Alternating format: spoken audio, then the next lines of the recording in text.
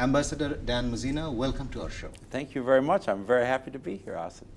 We just met a couple of months ago in Washington, Yes. D.C., and now I'm seeing you here in Dhaka. I'm so excited to see you. Well, I'm very happy to be back with you.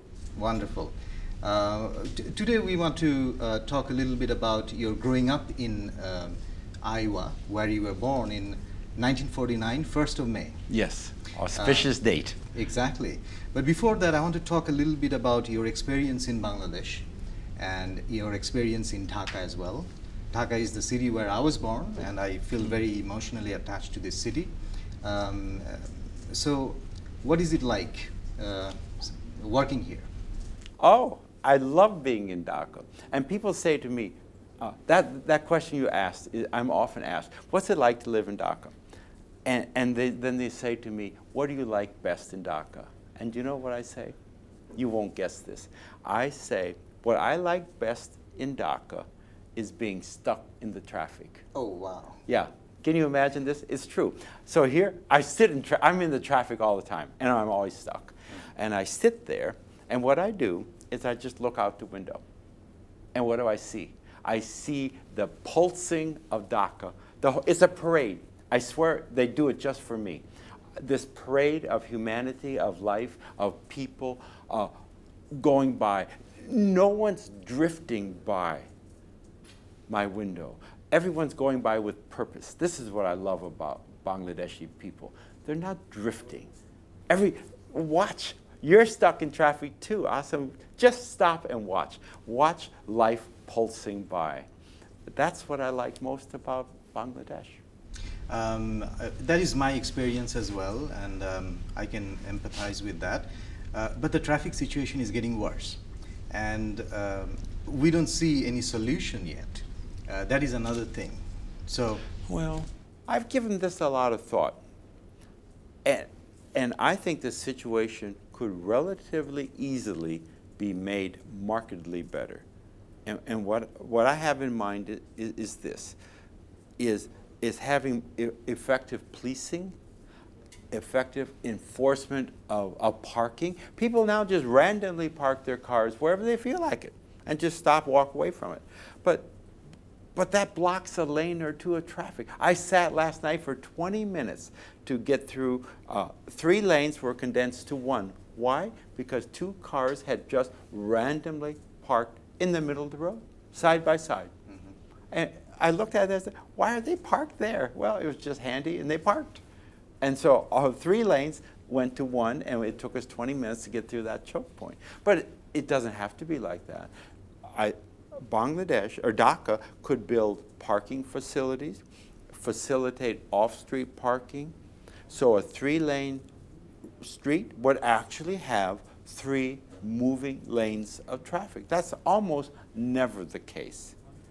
So I would do that. Secondly, I would have effective police enforcement, traffic enforcement of intersections. What happens now? Nobody pays any attention to the traffic light. People tell me they look like decorations, that they don't really have a function. And I believe that, because nobody pays any attention to them. And so the streets are always blocked. right. And so that backs up. But it doesn't have to be that way. In Washington, we take a white paint and we paint a big box in the intersection. And when the lights change, you better not be in that box. Exactly. Because if you're in the box, you're going to be $100 poorer, because you're going to get a ticket. Mm-hmm. And they say, don't block the box. Right. That's the campaign. Well, you do the same thing here. And, you know, people start paying traffic fines. That's not much fun. And then they change their habits. So those things would make a big difference. But really, the long-term solution has to be a variation of what they did in Bangkok. I've been in and out of Bangkok for decades. And at one point, we stopped going there because you couldn't move. And then Bangkok said, look, we're either going to die as a city, or we have to deal with this traffic. And they said, we're going to deal with the traffic. And you know what they did. They built an elevated railway system, which I love using. I use it when we go there. We just zip, zip, zip around town. And that opened up the streets, and now you can get around in Bangkok. And we go there again. like I said, we stopped going because it was just too much frustration. I think Dhaka can do the same thing. Why not?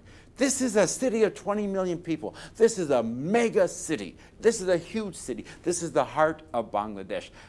It can't be allowed to choke itself to death. And it doesn't have to. Exactly. Also, I was thinking when I was stuck, even today in the morning, I was thinking that the people in power, they have air-conditioned cars, and if they didn't have the air conditioning, they would feel the heat while stuck in the traffic. And if they feel the heat, only then they will feel how it feels for other people who are less fortunate to have air-conditioned cars. Now you make me feel bad. Okay, I'm not going to ride in my air-conditioned car anymore. I'm going to go by rickshaw. Oh, well, thank you very much. I'm going to put 2 flags in the front of the rickshaw, and away we go. Oh, wonderful. I love rickshaws, and they're not air-conditioned, but you don't need air conditioning if you're moving. If you get stuck, then they get a little hot. And please post that picture on your Facebook page so that we can all share. Well, I had to think how I'm going to put the flags on the car. Right. On the rickshaw, I mean. That's a little tricky, but we'll figure it out.